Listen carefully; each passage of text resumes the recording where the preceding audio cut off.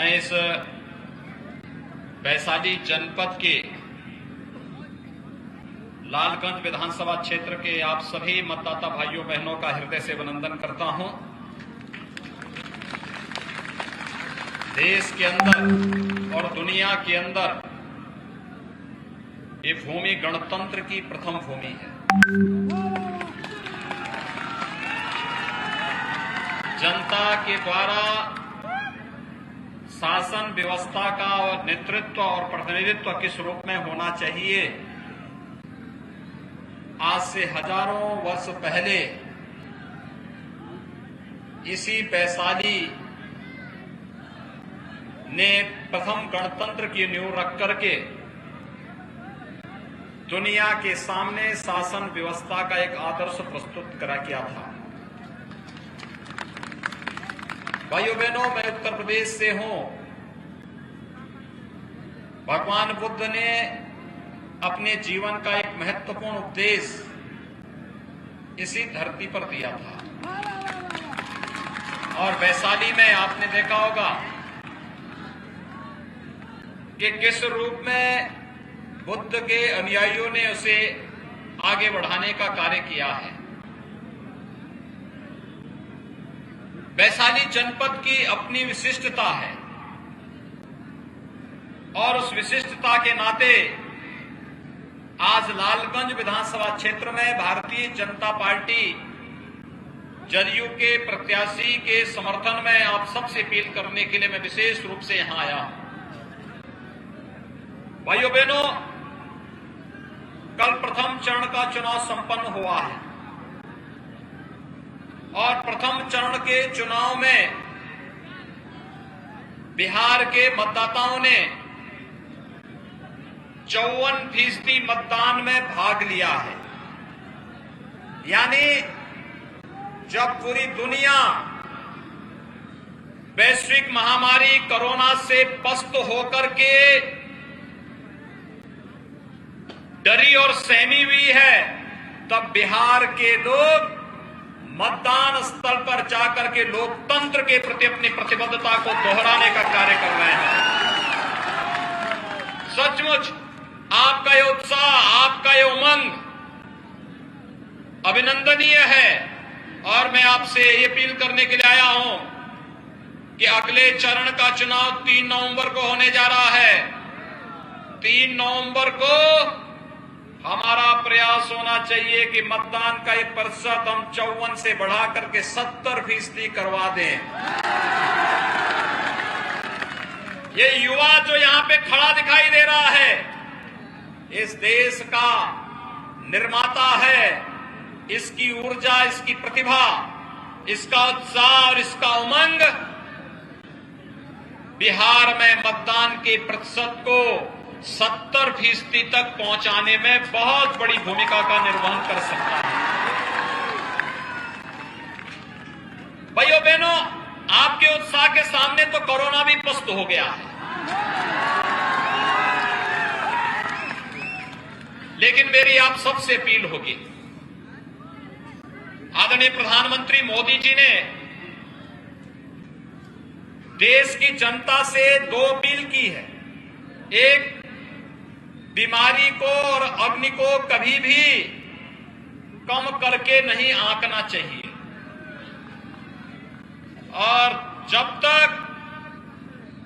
तक दवा या वैक्सीन आपके पास नहीं पहुंच जाता है, तब तक बचाव ही सर्वोत्तम उपाय है। और दूसरा, बचाव और के लिए सबसे अच्छा उपाय 2 गज की दूरी और मास्क है जरूरी। आप सभी लोग मास्क लगाएंगे ना? मास्क है, गमछा है, ये लगाइए, कोई दिक्कत नहीं। आराम से लगा करके अपना काम करिए। काम धाम रोकने की आवश्यकता नहीं। सामान्य व्यवहार को आप ठीक करके रखिए। बचाव का सर्वोत्तम उपाय करते हुए कार्य करेंगे तो भाइयों बहनों, कोरोना आपके उत्साह के सामने पस्त होगा, परास्त होगा और भारत प्रधानमंत्री मोदी जी के साथ दुनिया के अंदर विजयी बनकर के आगे उभरेगा। कोरोना कालखंड हुआ जब दुनिया ये तय नहीं कर पा रही थी कि कोरोना से कैसे लड़ना है, कोरोना के खिलाफ कैसे इस लड़ाई को आगे बढ़ाना है, तब समय से फैसला लेकर के प्रधानमंत्री मोदी जी ने बड़े बड़े फैसले लिए। देश के हित में, 135 करोड़ लोगों के हित में बड़े और कड़े फैसले। ये बड़े और कड़े फैसले किस रूप में कि लॉकडाउन लगेगा, गरीब को परेशानी होगी, क्योंकि बीमारी से भी बचाना है और बीमारी से बचाने के लिए आवश्यक है कि हमें लॉकडाउन करना पड़ेगा। और लॉकडाउन में प्रधानमंत्री जी ने सबसे पहला गरीब कल्याण पैकेज घोषित किया, 1,75,000 करोड़ रुपए का, जिसमें हर गरीब के लिए खाद्यान्न की व्यवस्था उपलब्ध करवाई। जनधन अकाउंटधारी हर महिला के खाते में 500 रुपए हर महीने देने की व्यवस्था की। हर किसान के खाते में 2,000 रुपए की राशि उपलब्ध करवाई। वृद्धजनों के लिए, निराश्रित महिलाओं के लिए, दिव्यांग जनों के लिए 1,000 रुपए पेंशन के अतिरिक्त देने की व्यवस्था की। अन्य तमाम प्रकार की सुविधाएं उपलब्ध करवाने के बाद दूसरे चरण में 20 लाख करोड़ रुपए का आत्मनिर्भर पैकेज घोषित करके भारत के उद्योगों को, भारत के व्यापारियों को, भारत के नौजवानों के लिए और भारत के प्रत्येक नागरिक की खुशहाली के लिए व्यापक पैकेज की घोषणा करके उसको लागू करने का कार्य भी प्रधानमंत्री मोदी जी ने लागू किया। आज भाइयों बहनों, पर्व और त्योहार हमारे प्रारंभ हो चुके हैं। अभी शारदीय नवरात्रि का कार्यक्रम संपन्न हुआ है। इसके तत्काल बाद अब विजयादशमी हमारा संपन्न हो चुका है। अब धनतेरस और दीपावली का आयोजन के साथ साथ बिहार का प्रमुख पर्व छठ का भी पर्व आने जा रहा है। आप सबको दीपावली और छठ की भी अग्रिम शुभकामनाएं देने के लिए मैं विशेष रूप से आपके लालगंज में आया हूं। इसलिए भाइयों बहनों, पर्व और त्योहार को मनाने के लिए सावधानी और उत्साह दोनों आवश्यक है। चुनाव चल रहे हैं विधानसभा के, और विधानसभा के चुनाव में एक बात आप देख रहे होंगे, एक तरफ भारतीय जनता पार्टी जदयू और उसके सहयोगी दल चुनाव मैदान में हैं, अपने मुद्दों के आधार पर, कुछ मूल्यों और कुछ आदर्शों के आधार पर गांव के लिए, गरीब के लिए, किसान के लिए, नौजवान के लिए, महिलाओं के लिए, समाज के प्रत्येक तबके के लिए कुछ कर गुजरने का एक जज्बा, एक इच्छा शक्ति, और दूसरी तरफ वही परंपरागत लोग, एक परिवार, एक जाति, एक मत, एक मजहब को साथ में लेकर के सामाजिक ताने बाने को छिन्न भिन्न करने वाले, हिंसा को बढ़ावा देने वाले, अराजकता पैदा करने वाले भ्रष्टाचारी तत्व, ये लोग भी एक गठबंधन बना करके आपके बीच में आ गए। भारतीय जनता पार्टी के लिए पूरा देश ही परिवार है। हमारे लिए तेरा वैभव अमर रहे मां, हम दिन चार रहे न रहे, यह एक मूल मंत्र है। हम देश के लिए जिएंगे, देश के लिए मरेंगे, समाज के उत्थान के लिए कार्य करेंगे। ये भारतीय जनता पार्टी के प्रत्येक कार्यकर्ता का एक संकल्प है। लेकिन कांग्रेस और राजद का नारा क्या है कि मेरा वैभव अमर रहे मां, तुम दिन चार रहो न रहो। उनके लिए तो अपना स्वयं का परिवार महत्वपूर्ण है।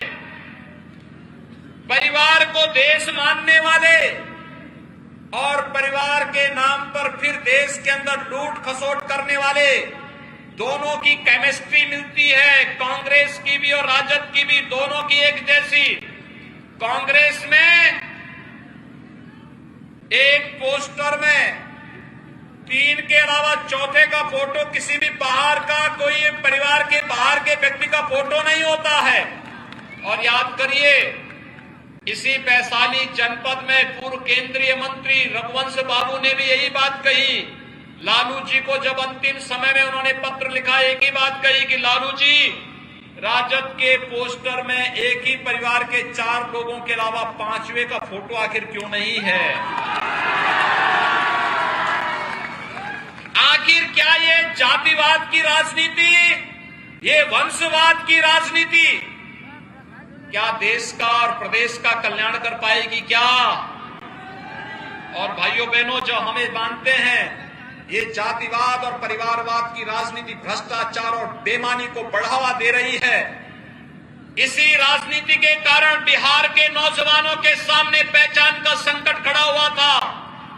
तो क्या फिर आज कांग्रेस और राजद का गठबंधन जिस रूप में एक आपके बीच में आकर के रोजगार का झुनझुना पकड़ा रहा है, क्या आप उस पर विश्वास करते हैं क्या?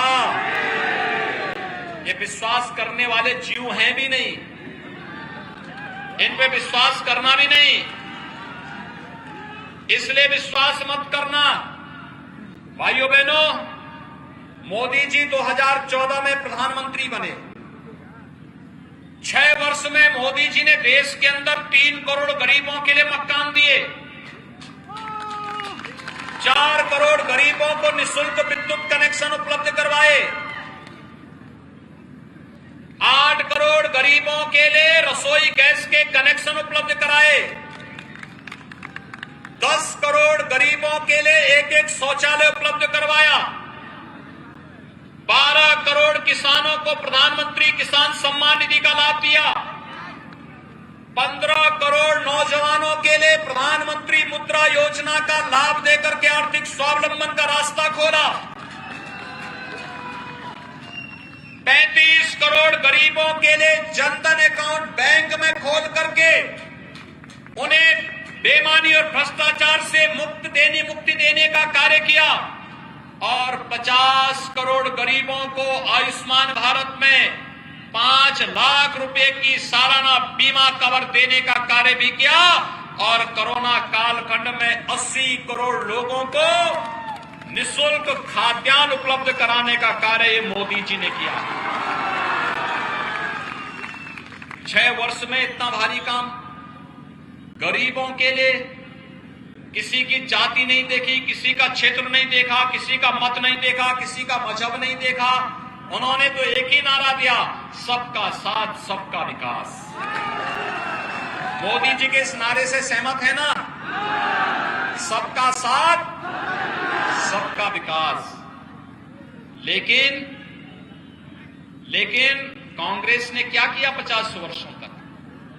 उन्होंने कहा सबका साथ, लेकिन हमारे परिवार का। गांधी परिवार के बाहर किसी का विकास हुआ क्या?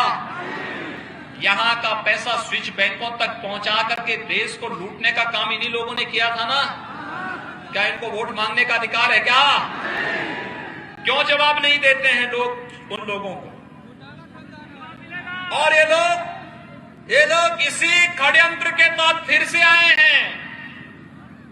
मोदी जी ने पहले 5 वर्ष गरीब कल्याण के लिए और अगले 5 वर्ष राष्ट्र के उत्थान के लिए एक संकल्प के साथ मोदी जी आए हैं। मोदी जी ने 5 वर्ष में वह करके दिखाया जो कांग्रेस 55 वर्षों में नहीं कर पाई। वे लोग करते कैसे? क्योंकि गरीब तो उनके एजेंडे में कभी था ही नहीं, नौजवान किसान उनके एजेंडे में कभी था ही नहीं, महिलाएं कभी उनके एजेंडे में नहीं थी। उनके एजेंडे में तो क्या था? मनुष्य का तो खाया ही खाया हिस्सा, उन्होंने तो मूक जानवरों का चारा भी चट कर गए। इनसे कोई उम्मीद करते हैं क्या? तो भाइयों बहनों, यही मैं कहने के लिए आया हूं। ये लोग आज जिस प्रकार का गठबंधन बनाए हैं, बिहार को एक बार फिर से नक्सली और माओवादी हिंसा की चपेट में लाने की साजिश है। इसीलिए आप देखिए, पटना के चारों ओर भाकपा माले की हिंसक अराजक गतिविधियों को फैलाने के लिए उन्हें प्रत्याशी बनाया है इस महागठबंधन ने। ये केवल बिहार की जनता के साथ धोखा करने के लिए आए हैं। लेकिन भाजपा ने जो कहा वो करके दिखाया। रसोई गैस का सिलेंडर भी दिया, विद्युत का कनेक्शन भी दिया, खाद्यान्न भी दिया, आयुष्मान भारत का कार्ड भी दिया, रोजगार का काम भी किया। और अब एक एक करके देश से वर्षों में जुड़े हुए मामले जो कांग्रेस के समय में समस्याएं खड़ी की गई थी। पहली समस्या थी नारी उत्थान का, नारी गरिमा की रक्षा का। कांग्रेस के लोग चाहते ही नहीं थे कि नारी गरिमा की रक्षा हो। और भाइयों बहनों, इसीलिए हमेशा किसी कटमुल्ले के कहने पर 3 तलाक की प्रथा को लोग समर्थन करते थे। फतवा जारी होता था, कांग्रेस और राजद के लोग नाक रगड़ करके वहां जाते थे और कहते थे कि जो फतवा जारी हुआ इसी के अनुसार देश चलेगा। यह देश फतवों से चलेगा या यह देश संविधान से चलेगा? देश संविधान से संचालित होता है। लेकिन 3 तलाक की कुप्रथा को समाप्त करने का काम किसने किया? मोदी जी ने। 3 तलाक की कुप्रथा समाप्त होनी चाहिए थी ना, आधी आबादी को न्याय मिलना चाहिए ना, और मोदी जी ने यह काम कर दिया। 3 तलाक की कुप्रथा को समाप्त करके नारी गरिमा की रक्षा करने का काम मोदी जी ने किया। दूसरा काम दूसरे कार्यकाल में मोदी जी ने किया। भाइयों बहनों, जब देश के अंदर कोई आतंकी घटना घटित होती थी, क्या आपको अच्छा लगता है क्या? कांग्रेस के समय में अनेक आतंकी घटनाएं घटित हुई ना। मुंबई में आतंकी घटना घटित हुई, इसमें बिहार के भी लोग मारे गए, उत्तर प्रदेश के लोग भी मारे गए, हमारे निर्दोष जवानों पर भी हमले हुए, जवानों को अपना बलिदान देना पड़ा। और जब देश की जनता मांग करती थी कांग्रेस सरकार से कि पाकिस्तान इसके पीछे है, पाकिस्तान को जवाब दिया जाना चाहिए, कांग्रेस के नेता मुंह छुपाए फिरते थे, कहते थे अरे पाकिस्तान पे अगर हम कुछ करेंगे तो कहीं पाकिस्तान एटम बम का उपयोग न कर ले, एटम बम से डरते थे। लेकिन आज पाकिस्तान ने कश्मीर के अंदर एक दुस्साहस किया था फरवरी 2019 में, और जैसे ही दुस्साहस किया उसके ठीक 1 महीने के अंदर भारत के बहादुर जवान पाकिस्तान के अंदर घुस करके सर्जिकल स्ट्राइक को अंजाम देकर के पाकिस्तान के आतंकी कैंपों को तहस-नहस कर देते हैं। ये है भारत का शौर्य और पराक्रम, जो मोदी जी के नेतृत्व में दुनिया के अंदर आज भारत की धमक को पूरी मजबूती के साथ पहचान पहुंचाने का कार्य कर रहे हैं। भाइयों बहनों, मोदी जी के नेतृत्व में यह देश 1952 से एक लड़ाई लड़ रहा था। एक भारत श्रेष्ठ भारत की इस लड़ाई के लिए नारे लगते थे।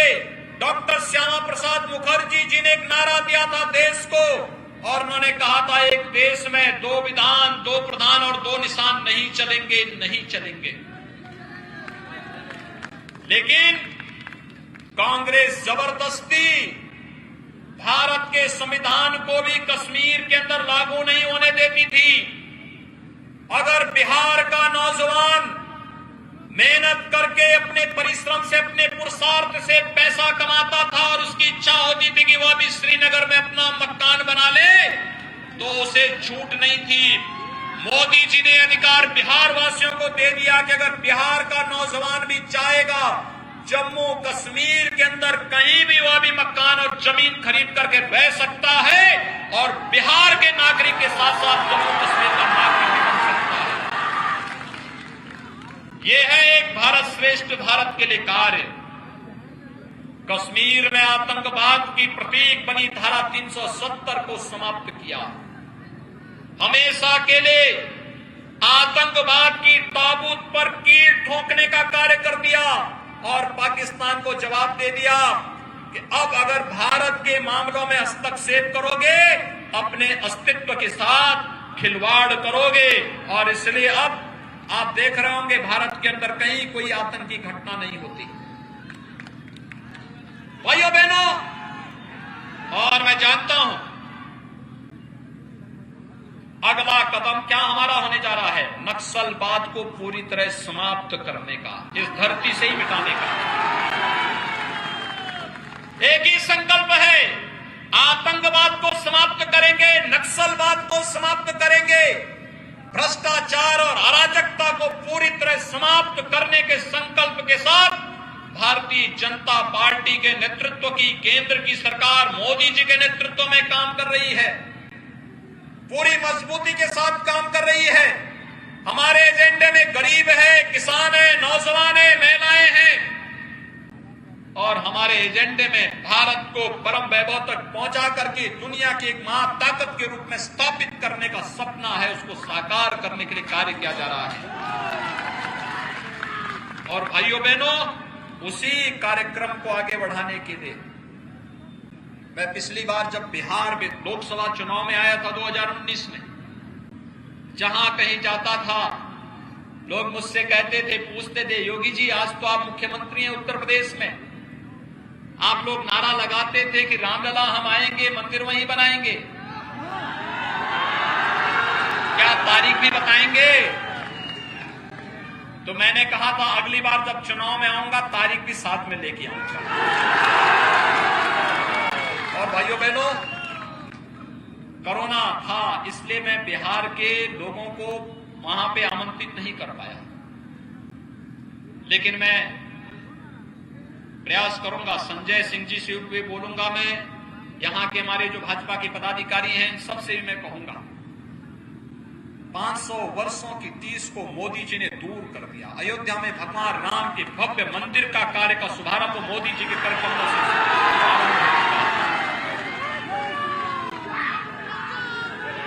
और बिहार के लोगों के लिए तो ये और भी अति प्रसन्नता का विषय होगा, क्योंकि मर्यादा पुरुषोत्तम भगवान श्री राम माता सीता के बगैर अधूरे हैं, और माता सीता का मायका तो बिहार ही है।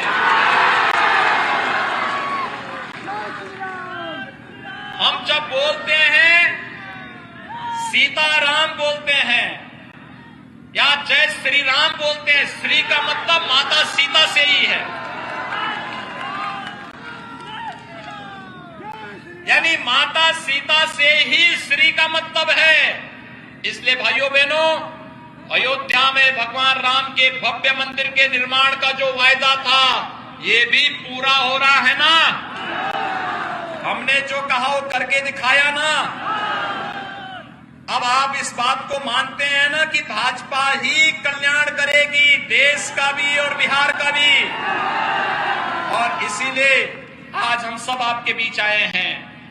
ये लोग जो झुंझुना कांग्रेस और उसके सहयोगी दलों के द्वारा पकड़ाया जा रहा है रोजगार का, राहुल जी से थोड़ा पूछिए, बिहार के अंदर जब बाढ़ आई थी क्या ये आए थे क्या देखने के लिए? नहीं। देश पे कहीं कोई संकट और आपदा आती है तो ये लोग इटली इनको याद आती है।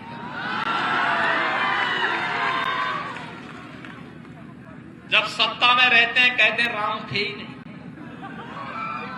कृष्ण थे ही नहीं, भगवान पे इनका तब विश्वास नहीं होता है। मंदिर में जाते हैं तो ऐसे बैठते हैं जैसे नमाज पढ़ने बैठ रहे हो।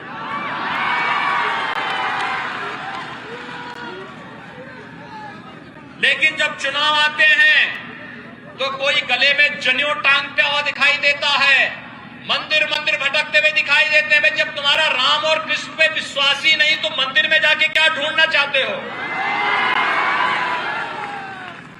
जब देश पर आपदा आती है, कहीं भी आप जाके देखिए, जब भी कोई बाढ़, कोई आपदा, कहीं किसी प्रकार की कोई आपदा दिखती है, भाइयों बहनों, ये सभी लोग गायब होते हैं। इटली नानी याद आने लगती है, भारत के लोग याद नहीं आते, बिहार के लोग तब याद नहीं आते। तब राहत कार्य के लिए भाजपा और जदयू के ही कार्यकर्ता आते हैं। प्रधानमंत्री मोदी जी राहत कार्य लेकर के आते हैं, मुख्यमंत्री नीतीश जी राहत सामग्री लेकर के आपके बीच पहुंचते हैं। उस समय कांग्रेस और राजद के लोग कोई कहीं और घूमता हुआ दिखाई देता है, कोई अन्य जगह दिखाई देता है, लेकिन आपदा पीड़ित लोगों के पास ये लोग नहीं पहुंचते हैं। और आज आ गए फिर ये लोग रोजगार का झुंझुना लेकर के आपके बीच में। भाइयों बहनों, इनके बहकावे में आने की आवश्यकता नहीं। आप सबसे मेरी अपील है कि लालगंज विधानसभा सीट पर भारतीय जनता पार्टी ने अपने एक सामान्य कार्यकर्ता को वोट दिया है।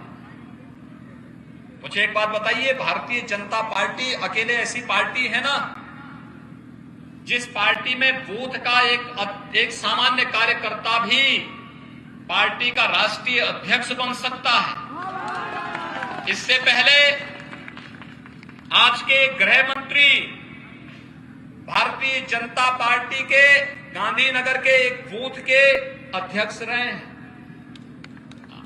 फिर विधायक बने, फिर मंत्री बने, फिर राष्ट्रीय महामंत्री बने और उसके बाद भारतीय जनता पार्टी के राष्ट्रीय अध्यक्ष बने। श्री जेपी नड्डा जी यही पटना के विश्वविद्यालय में उनकी शिक्षा दीक्षा हुई। एक सामान्य अखिल भारतीय विद्यार्थी परिषद के कार्यकर्ता से अपना जीवन आगे बढ़ाया। एक सामान्य कार्यकर्ता के रूप में कार्य करते हुए आज भारतीय जनता पार्टी के राष्ट्रीय अध्यक्ष हैं। प्रधानमंत्री मोदी जी एक सामान्य परिवार में पैदा होकर के अपने परिश्रम, अपने पुरुषार्थ और अपनी निष्ठा से आज देश के गौरव को दुनिया में बढ़ाने का कार्य कर रहे हैं। ये केवल भारतीय जनता पार्टी में ही संभव हो सकता है। क्या लालू जी की पार्टी का अध्यक्ष कोई और किसी और परिवार का व्यक्ति बन पाएगा क्या? और कांग्रेस का अध्यक्ष कोई दूसरा बन पाएगा क्या? तो जब वे किसी और पर विश्वास नहीं करते तो फिर आप लोग उन पे क्यों विश्वास करते हैं? विश्वास नहीं करना, ठीक है? तो यही कहने के लिए मैं आपके पास आया हूं कि संजय कुमार सिंह को, एक सामान्य कार्यकर्ता को भारतीय जनता पार्टी ने अपना प्रत्याशी बनाकर आपके बीच में इसलिए उतारा है जिससे वे आपके सुख दुख में सहभागी बनकर के लालगंज विधानसभा क्षेत्र के विकास के लिए अपनी पूरी ताकत लगा के काम कर रहे हैं। चिंता मत करिए किसी और की। जो नौजवान आपके बीच काम कर सके उसी को सहयोग करना है। और ये बाहुबली और ये माफिया जो आ रहे हैं ना, आप देखना उत्तर प्रदेश में हम लोगों ने इनकी छाती में बुलडोजर चलाना शुरू कर दिया। इनकी अवैध कमाई को जब्त करना शुरू कर दिया है। बिहार में भी बहुत बड़े बड़े माफिया और अपराधी जेल के अंदर सड़ रहे हैं। ये लोग भी सभी सड़ेंगे। आप इंतजार करिए, बस केवल अच्छे प्रत्याशियों को चुनाव जिता करके भेजिए। भारतीय जनता पार्टी और जदयू के जितने भी प्रत्याशी इस जनपद में चुनाव लड़ रहे हैं, इन सब के समर्थन में अपील करने के लिए मैं विशेष रूप से लालगंज में आया हूं। आप सबसे अपील है, संजय कुमार सिंह जी को कमल चुनाव चिन्ह पर 3 नवंबर को होने वाले चुनाव में भारी मतों से विजयी बनाने की अपील आप सबसे करते हुए वाणी को देता हूं विराम। जय जय श्री राम, जय जय